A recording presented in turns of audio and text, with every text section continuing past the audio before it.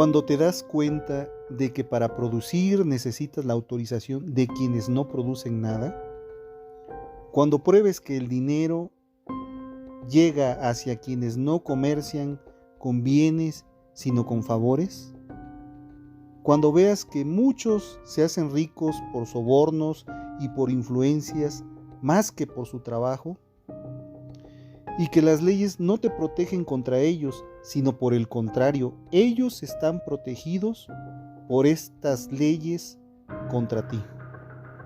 Cuando descubras que la corrupción es recompensada y la honradez es un autosacrificio, entonces podrás afirmar sin temor a equivocarte que nuestra sociedad está condenada, decadente y enferma de un cáncer. ¿Y sabes qué? No existe una medicina o tratamiento y no se ha errado en el diagnóstico. ¿Te das cuenta que no son las guerras contra el narcotráfico por donde habría que comenzar el tratamiento para curar ese cáncer? Lo primero que tenemos que identificar es el mal, la causa de la enfermedad, sí, de esa enfermedad terminal que aqueja a nuestro país. Cuando te das cuenta que vas manejando y otro conductor te avienta el carro para que te accidentes de una manera premeditada y deliberada. Cuando el autobús al cual le haces la parada y el chofer te ve y disfruta verte correr para alcanzar el autobús y al final no para. Cuando el policía de tránsito te para por cualquier motivo para pedirte una mordida. Cuando vas a una institución del gobierno y los burócratas o empleados no te atienden, solamente te dan largas, no realizan su trabajo y solo te piden documentos para dar vueltas y alargar el trámite. Peor aún, cuando empleados de un hospital dejan agonizar a un paciente en medio de tormentos insufribles por una enfermedad terminal. No son de los asesinos seriales de los que debemos de preocuparnos, de los que debemos de cuidarnos, ni de los que son seguidores de la eutanasia o de los carroñeros despreciables que solo están en busca de alimentar sus bolsillos. Sí, ya sé, seguramente estás pensando que eso es normal en una sociedad, que es un ciclo que se repite y se repite a lo largo de la historia. Pero yo digo que son producto de una sociedad decadente, sin valores ni principios arraigados. Para mí es muy duro decir esto porque soy parte de esta sociedad, pero algo no está funcionando bien. Hay demasiadas cosas podridas, cosas que huelen mal y todos nosotros somos culpables. Un día te levantas y descubres que los medicamentos para enfermos de cáncer ya subieron de precio y que el gobierno ya no podrá dar el subsidio para ello. Y lo peor es que seguimos como si nada ocurriera, como si fuera un hecho aislado, algo sin importancia, cuando sabemos que son una constante en nuestro país, que son hábitos de una sociedad enferma, de un estado crítico y que no queremos reconocer.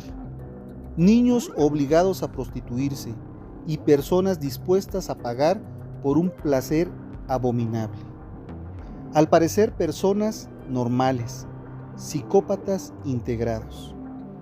Y nadie hace nada. Tienen credenciales, licencia para hacer daño, para dejar hacer y dejar pasar. No hay nadie que les ponga un alto. Y son tan comunes como una foto de empresarios que ya se han vuelto parte de un paisaje de nuestro país. Porque siempre el hilo se rompe por lo más delgado.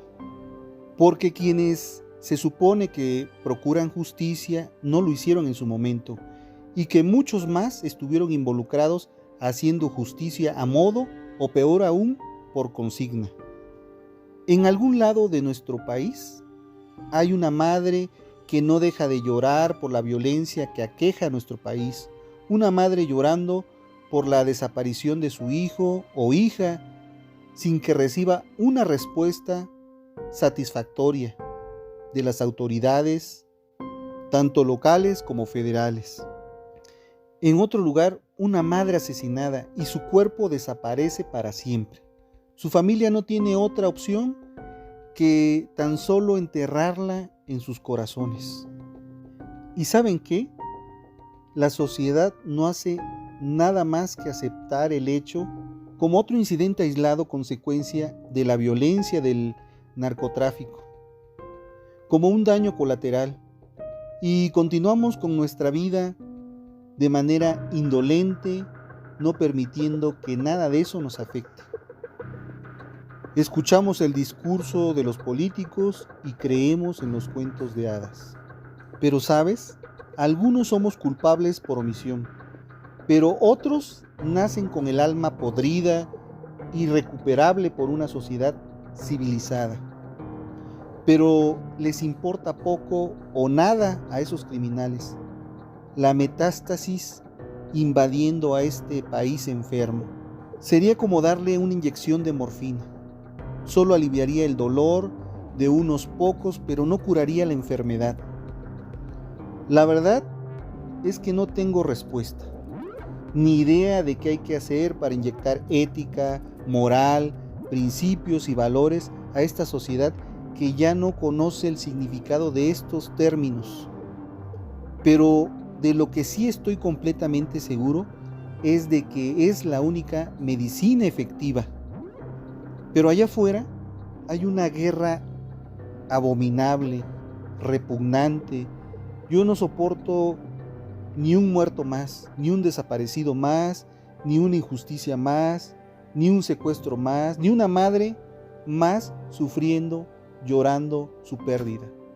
Pero la pregunta es, ¿qué hacemos con las mentes negras?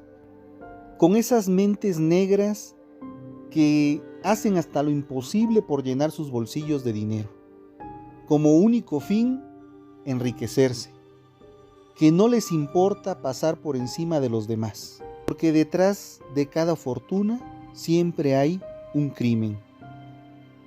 ¿Cuántas veces no hemos escuchado de personas que adulteran los medicamentos, que adulteran el alcohol que ciega a las personas, los que compran productos robados, los que secuestran, los burócratas que hacen que trabajan, los que pagan salarios de miseria, los familiares que venden a otros familiares para un secuestro, los que les roban a los amigos íntimos, los que les roban a los ciudadanos con discursos, los que señalan a sus colegas para no afrontar su responsabilidad, los que ignoran el sufrimiento de otros.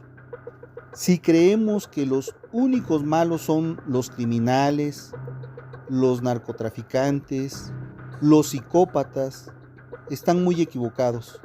Esos son células cancerígenas del mismo origen y naturaleza. Y hay millones más. No se puede arrancar con un bisturí. Necesitamos cambiar los genes para que no se reproduzcan y nazcan seres diferentes. Pero quiero que recuerdes que tengo una opinión, pero es mi opinión y podría estar mal. ¿Por qué arruinar la tuya? Hola amigos, yo soy Paco Rivero. Si eres nuevo, si escuchas este podcast por primera vez, te doy la bienvenida. Y si llevas tiempo escuchando, te agradezco que lo sigas haciendo. En este episodio, como ya lo escuchaste, se harán reflexiones, escucharás las historias más violentas y que despertarán tu curiosidad y te permitirán hacer catarsis al enfocarnos en las desgracias de otros. Y todo esto lo podrás hacer si estás atrapado en el tráfico, mientras cocinas, mientras corres, haces deporte, estudias o simplemente mientras te transportas rumbo a tu casa. Pero si ya estás en casa, en ese caso, en tu cama, yo te recomiendo apagar la luz y escuchar. Ponte cómodo y disponte a escuchar este interesante capítulo de Un asesino entre nosotros. Bienvenido. Quédate conmigo. En este episodio hablaremos de El pozolero de Tijuana, enamorarte de un abogado o abogada, una reflexión llamada El regalo, la recomendación de un libro llamado La rebelión de los ángeles de Anatole France, la frase del día y otras cosas más que estoy seguro te van a gustar. Así que comenzamos. El pozolero de Tijuana.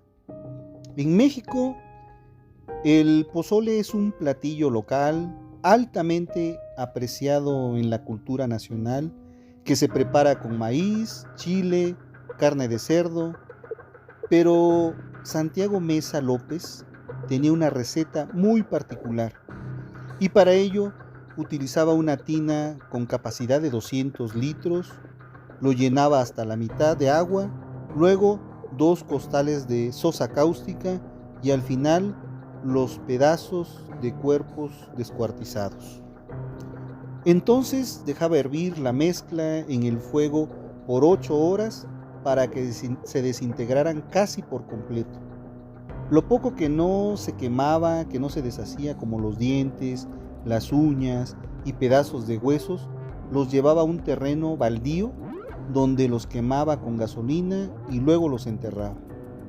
La historia del pozolero es una de las más crueles sobre un tema pendiente en México, la desaparición de miles de personas durante la guerra contra el narcotráfico que emprendió el presidente Felipe Calderón.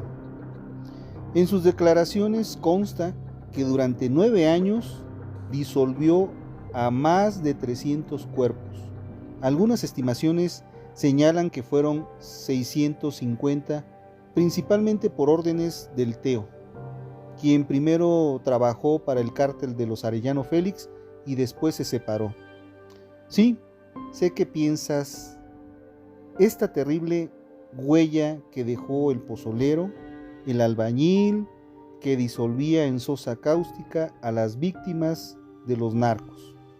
¿Por qué tardaron tanto tiempo en darse cuenta de todo lo que hacía?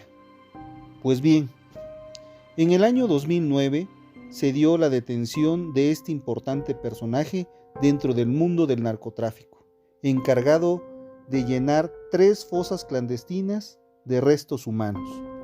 Afortunadamente, Santiago Meza López fue capturado en el año 2009 en la ciudad fronteriza de Tijuana, entonces envuelta en una cruenta batalla entre grupos criminales, principalmente el clan de los Arellano Félix y la célula delictiva de los Teos, liderada por García Cimental. En el predio conocido como La Gallera, donde antiguamente se criaban gallos, el pozolero deshizo personas y lo mismo realizó en diferentes sitios de Tijuana. El pozolero confesó al ser detenido que su trabajo, que ofrecía, le pagaban por hacerlo $600 a la semana. Este consistía en sumergir los cadáveres que les llevaban en ácido, revolverlos durante 24 horas y finalmente arrojarlos a una fosa séptica. El último trabajo que realizó antes de su detención en el año 2009 fue en cargo del ex lugarteniente de los Arellano Félix, Teodoro García Cimental, alias el Teo o el Tres Letras, y se dedicó a convertir en caldo a 300 narcotraficantes rivales. Yo prefiero mi trabajo a que ustedes se mueran de hambre, le decía el hombre a su familia, según comentó su esposa Irma en una entrevista con la revista Proceso. En el año 2011 empezaron a salir a la luz narcofosas en el terreno conocido como La Gallera, en el ejido de Maclovio Rojas, donde Santiago Meza enterraba los restos de los cuerpos que se resistían a desaparecer. El ejido está ubicado en la periferia de la ciudad y durante meses se encontraron entre 14,000 y 15,000 restos de cuerpos en distintas fosas. Como ya escucharon, es uno de los capítulos más tristes y sanguinarios de la historia del narco. y de quien hablaremos en esta ocasión es sobre el pozolero, un sicario de los Arellano Félix y quien creó una manera vil de desaparecer a las personas. En la finca La Gallera en Tijuana existe actualmente una placa representativa que habla sobre los restos encontrados en la localidad, restos que demuestran todo lo ocurrido. El pozolero, el sicario que disolvía gente en ácido.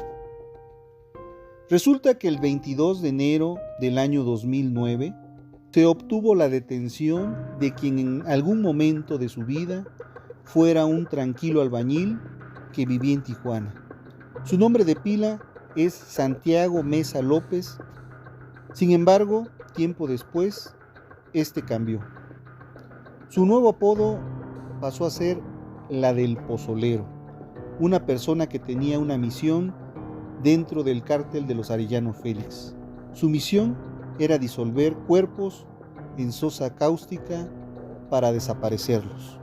De acuerdo con las declaraciones, el pozolero ganaba $600 a la semana por disolver cuerpos en los químicos durante casi 10 años.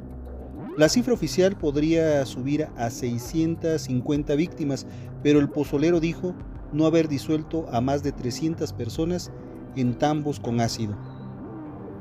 La Procuraduría General de la República, PGR, la entonces PGR, ahora es Fiscalía General de la República, presentó a Santiago Mesa López, el pozolero, el chango o el changuito, como lo llamaban algunos, encargado de desaparecer los cuerpos de los ejecutados por la facción del cártel de Tijuana que liderea Teodoro García Cimentel, alias El Teo. En sus declaraciones, el pozolero contó cómo los hermanos Arellano Félix fueron los encargados de enseñarle el método de pozolear cuerpos humanos disueltos en sosa cáustica y agua hirviendo. Además dijo también no recordar el nombre o los rostros de las víctimas, ya que solo llegaban los demás sicarios con los cadáveres y ellos mismos los metían en la mezcla química. Pese a los crímenes del pozolero, fue vinculado a proceso hasta el 2012, ya que se mencionó que podría salir de prisión, nota que dejó con gran coraje a las familias de los desaparecidos por Santiago Mesa López. Este sujeto trabajaba en la zona de Tijuana, México, para el cártel de los Arellano Félix. En una década desapareció entre 300 y 650 cuerpos. Después de su detención, se descubrió la fosa más grande donde ocultaba su trabajo. Ahí aparecieron entre 7,000 fragmentos humanos y unas 2,000 piezas dentales. Y como les mencionaba, el 25 de enero del 2009 es una fecha especial en la historia del crimen en México. La justicia tenía ante sí a un hombre en apariencia pacífico que vivía en Tijuana, en la frontera con Estados Unidos, donde se dedicaba a la albañilería. En sus declaraciones consta que durante 9 años disolvió más de 300 cuerpos, pero algunas estimaciones señalan que fueron 650, principalmente por órdenes de Teodoro García Cimental, alias El Teo, quien primero trabajó para el cártel de los Arellano Félix y después se separó. En el año 2011 empezaron a salir a la luz las narcofosas en el terreno conocido como La Gallera, en el ejido de Maclovio Rojas, donde el pozolero enterraba los restos de los cuerpos que se resistían a desaparecer. El ejido estaba ubicado en la periferia de la ciudad y durante meses se encontraron entre 14,000 y 15,000 restos de cuerpos en distintas fosas. Ante la imposibilidad de identificar los cuerpos, las fosas fueron selladas. Entonces los vecinos se unieron a los padres de los desaparecidos que habían estado trabajando en las fosas durante mucho tiempo y diseñaron un proyecto para ayudarlos en su búsqueda. El pozolero, quien todavía no ha sido sentenciado después de 11 años, ha declarado que a él solo le llevaban las personas ya muertas, y quienes lo realizaban generalmente tenían escoltas tipo patrulla y viajaban en camionetas de donde bajaban los cadáveres. En sus declaraciones ante la fiscalía, aseguró que quienes llevaban los cuerpos también los depositaban en las cazuelas, y él solo preparaba la sustancia, los vigilaba y enterraba los restos. En el terreno de la gallera permanecen fotos de cientos de desaparecidos. En el piso o pegadas por los padres en las paredes semiconstruidas por quienes en el pasado disolvieron los cuerpos de quienes pudieron haber sido sus hijos. Santiago Mesa López nació en el año de 1964 en Guamúchil, Sinaloa, México, conocido con el alias del El Chango o El Changuito o El Pozolero.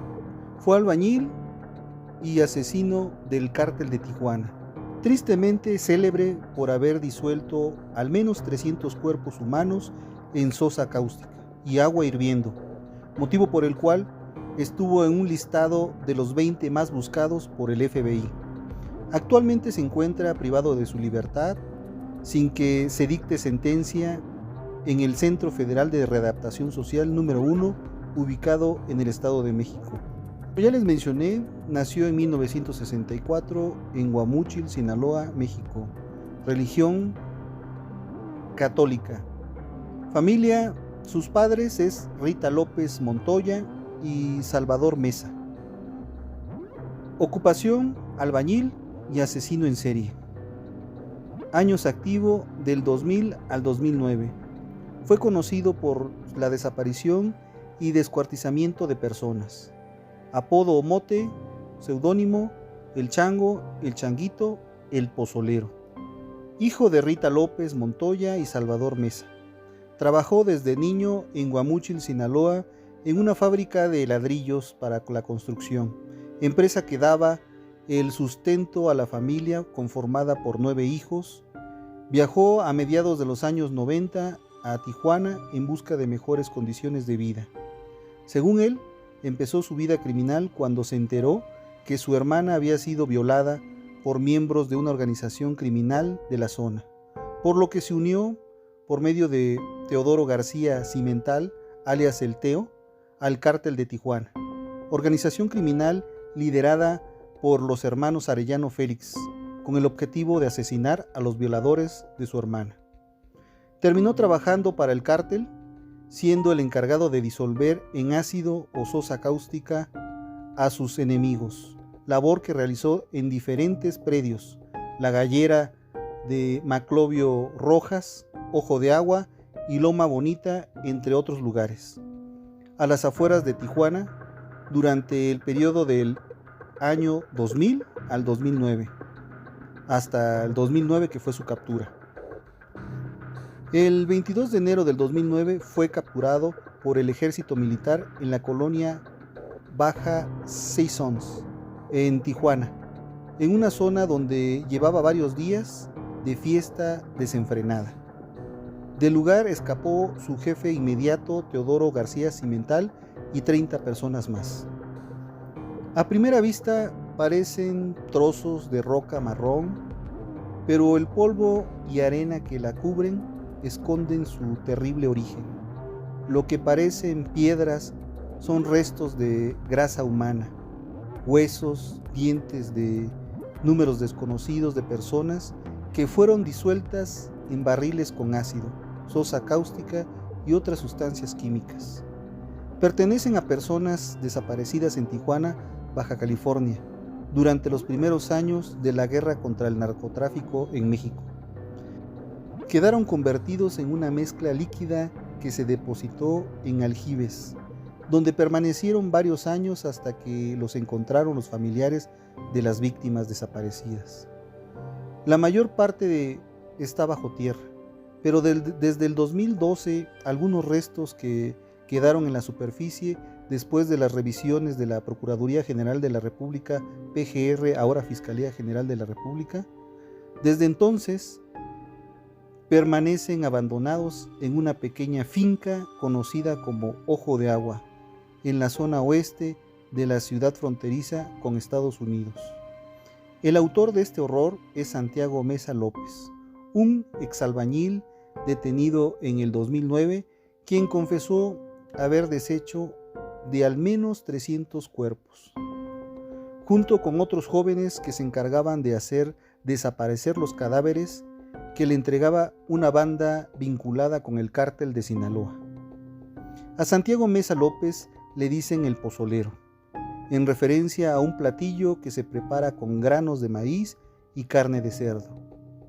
El sobrenombre, sin embargo, nada tiene que ver con la comida, sino con la habilidad del albañil para deshacer por completo los cuerpos humanos.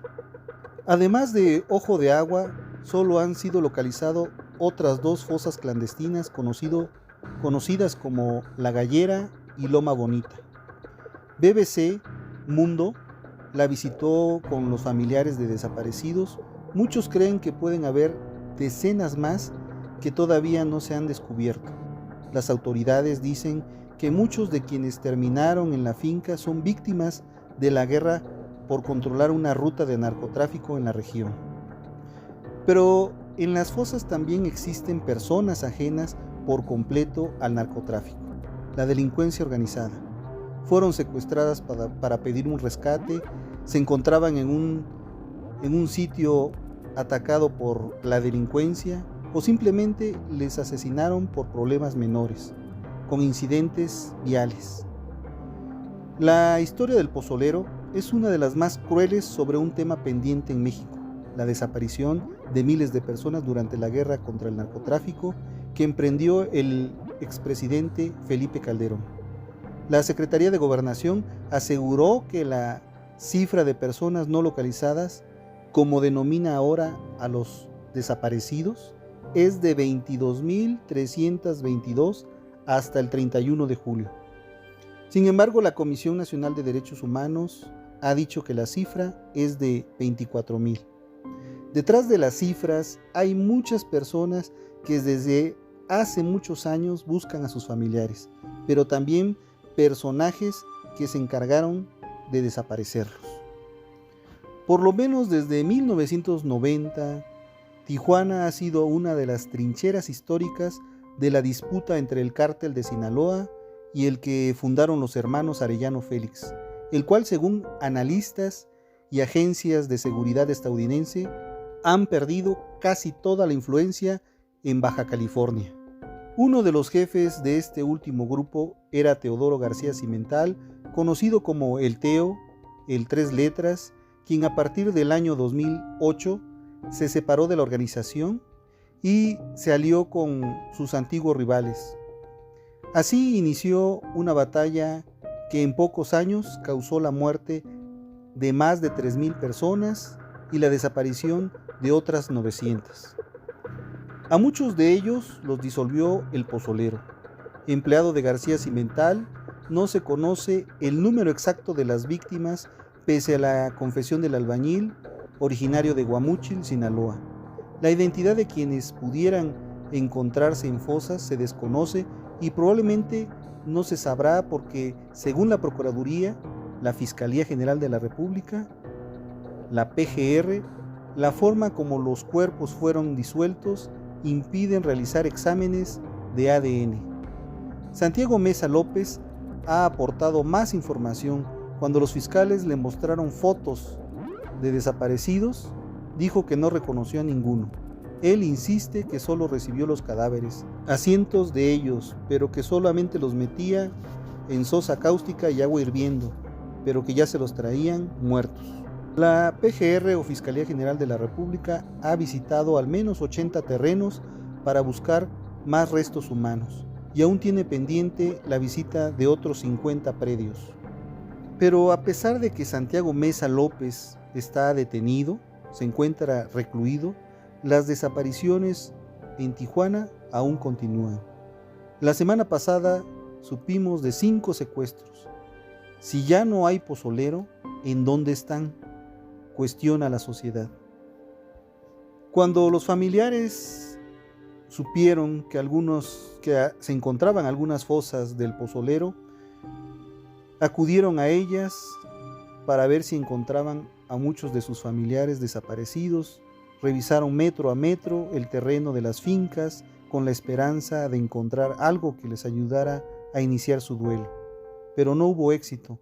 Algunos abandonaron la búsqueda, pero otros todavía la mantienen a pesar de los obstáculos que suelen presentar las propias autoridades. Algunas autoridades suelen contestar: señora, señor, ya olvide a su familiar, posiblemente está pozoleado, no lo va a encontrar. Y casos como estos existen miles. Bueno, pero toquemos otros temas. Ahora pasemos al tema: enamórate de un abogado o abogada. Las cosas que hay que tener en cuenta antes de enamorarte de un abogado o abogada. La abogacía es una profesión poblada por personas a las que Dios ha tocado. Y si bien por ello hay muchísimas ventajas, también hay ciertos riesgos que debes de conocer antes de lanzarte a la aventura. Salir con ellos, con los abogados o abogadas, es lo mejor que puedas hacer en tu vida. Pero no es fácil, hay que sacrificar algunas cosas. Si ya estás saliendo con un abogado o abogada, ten mucho cuidado con tus muestras de afecto. Si, por ejemplo, un domingo por la mañana despiertas más enamorado o enamorada que de costumbre y le llevas un delicioso desayuno americano a la cama, podrías estar cavando tu propia tumba. Si haces eso 2 o 3 fines de semana seguidos, deberás hacerlo por el resto de tus días. Recuerda que la costumbre sienta jurisprudencia. En este punto, todos los abogados son férreos defensores del common law y no podrás decir que no sabías, porque el desconocimiento de la ley no exime de su cumplimiento. Olvídate de ganar cualquier discusión en una cita. Ellos estudian todos los días cómo discutir con otras personas. No tienes nada que hacer. Vas a perder siempre. Te planteará el problema desde 10 perspectivas diferentes, una más verosímil que la otra.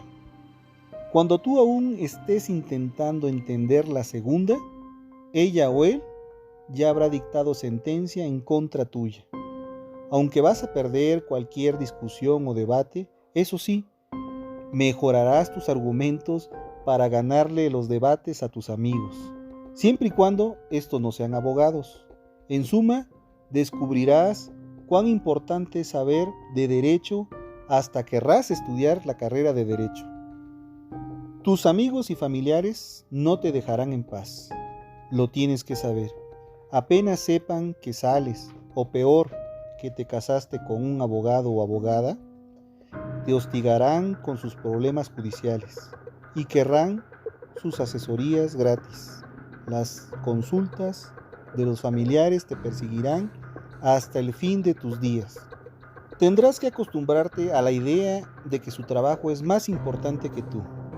Eso quiere decir que él o ella estará entregado en cuerpo y alma a su oficina y que en cualquier momento, sin importar la reunión que haya pactado contigo con mucha anticipación, podrá plantarte en el último minuto.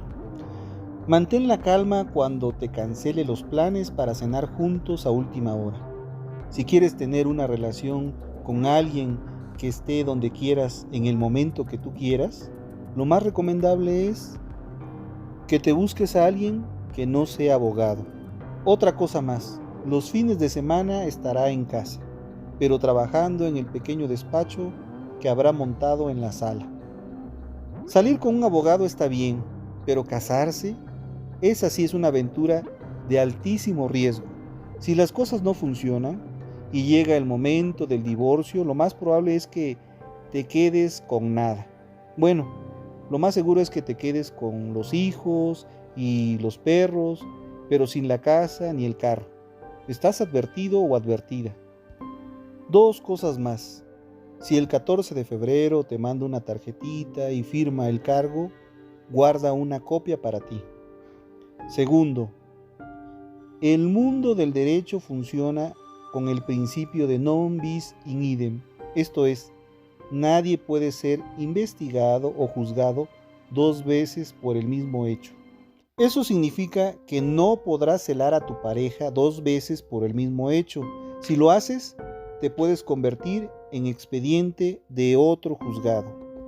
Pero no todo es malo. Si eres capaz de manejar la situación, salir con un abogado o abogada tiene sus ventajas. Son la combinación perfecta entre elegancia e inteligencia, además de ser sexys. Los mejores ternos, los mejores sastres, los conocerás con ellos. Tienen claro cuándo se trabaja y cuándo se goza. Saben distinguir el momento de trabajar y el tiempo de relajarse. Y ya saben la diferencia entre demanda y denuncia. Dato importante. Su habilidad con las palabras les permite explicarte lo complejo en palabras más simples. Siempre es bueno tener un abogado como amigo. Y ¿por qué no hacerlo parte de la familia para que por cualquier problema con la ley, ellos más que nadie saben lo que se tiene que hacer cuando te roben el celular, cuando choques el auto o te despidan del trabajo? Son personas muy cultas, nunca se quedan sin temas de conversación. Puedes tener conversaciones desde fútbol, política, cocina, carpintería, hasta de arte. Un abogado siempre está bien informado. Están bien vestidos para cualquier ocasión, siempre. Puede ayudarte en problemas laborales, civiles o hasta penales, siempre que el pago por sus honorarios vaya por otro lado. Sí, por donde están pensando. A los suegros siempre les agrada que su hijo o hija salga con ellos. Son como el vino, con los años se vuelven mejores y alcanzan mayor posición. No son tacaños ni tacañas, les gusta gastar y comprar cosas muy caras.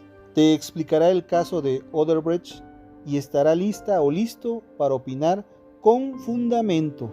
Así que estás advertido si quieres dejar entrar a un abogado o abogada en tu corazón. Ahora vamos con una bellísima reflexión, espero que les guste. Se llama El regalo. Un muchacho pobre de alrededor de 12 años de edad, vestido y calzado de una forma humilde, entró a una tienda. Eligió un jabón común y le pidió al propietario que se lo envolviera para regalo. Es para mi madre, le dijo con orgullo.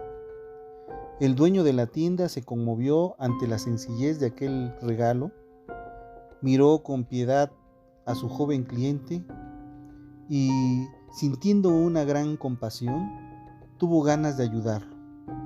Pensó qué podría envolver junto con aquel sencillo jabón, algún artículo más significativo. Sin embargo, estaba indeciso. Miraba al muchacho, miraba los artículos que tenía en su tienda, pero no se decidía. ¿Debía hacerlo o no? El corazón le decía que sí, pero la mente le decía que no. El muchacho notó la indecisión del hombre. Pensó que estuviera dudando de su capacidad económica para pagar el jabón. Llevó la mano al bolsillo, retiró las monedas que traía y las puso en el mostrador. Continuaba el conflicto mental. Ya había concluido que, si el muchacho pudiera, le compraría algo mucho mejor a su madre. Recordó a su propia madre. Había sido pobre muchas veces. En su infancia y adolescencia también había deseado regalarle algo a su madre. Cuando consiguió el empleo, ella ya había partido para el otro mundo espiritual. El muchacho, con aquel gesto, estaba tocando las fibras más sensibles de su corazón, lo más profundo de sus sentimientos. Del otro lado del mostrador, el chico empezó a ponerse ansioso. En el campo de la emoción, dos sentimientos se entrecruzaban: la compasión del hombre y la desconfianza por parte del muchacho. Impaciente, le preguntó: «Señor, ¿falta algo?». «No», contestó el propietario de la tienda. «Es que de repente recordé a mi madre. Ella se murió cuando yo todavía era muy joven. Siempre quise darle un regalo, pero desempleado nunca logré comprar nada. Con la espontaneidad de sus 12 años, el muchacho le preguntó: ¿ni un jabón? El hombre se quedó callado. Envolvió el sencillo jabón con el mejor papel que tenía en la tienda, le puso una hermosa cinta de colores y se despidió de su cliente sin hacer ningún comentario más. A solas se puso a pensar: ¿cómo nunca se me había ocurrido darle algo pequeño y sencillo a mi madre? Siempre había pensado que un regalo tenía que ser algo significativo, tanto que minutos antes sentía la piedad de la humilde compra y había pensado en mejorar el regalo adquirido de este muchacho. Conmovido, entendió que ese día había recibido una gran lección. Junto al jabón del muchacho lo acompaña algo mucho más importante y grandioso, el mejor de todos los obsequios del mundo: su amor. Ahora vamos con la recomendación de un libro llamado La rebelión de los ángeles, de Anatole France. Este libro narra con delicioso estilo e ironía venenosa la rebelión de los ángeles. Nos sitúa en el centro de la más audaz y quimérica de las empresas inimaginables: destronar al anciano todopoderoso soberano, el dios de la mitología judio-cristiana, el tirano del universo, el cruel Laldabaoth. La acción comienza en la biblioteca de los Espaviú, donde la plácida rutina diaria de un conservador se ve interrumpida por una serie de misteriosos desórdenes y extrañas desapariciones, que nos conducen hasta los ambientes revolucionarios del París de principios de siglo. Sin necesidad de recurrir a fantasmas o esotéricos, Anatole France logra una espléndida y divertida metáfora sobre la eterna lucha entre el bien y el mal, dando vida simplemente a los viejos espíritus familiares de la mitología cristiana. Recomendable. Bueno, ahora amigos, pasemos a la frase del día. Algunas veces estamos tan atrapados en nuestra rutina que olvidamos tomarnos el tiempo para disfrutar de la belleza de la vida. Keanu Reeves. Bueno amigos, muchas gracias por haber llegado hasta el final. Quiero que recuerdes que tengo una opinión, pero es mi opinión y podría estar mal. ¿Por qué arruinar la tuya? No se pierdan el próximo episodio. Hablaremos de el gen del guerrero. Hace que a sus poseedores más propensos al crimen violento.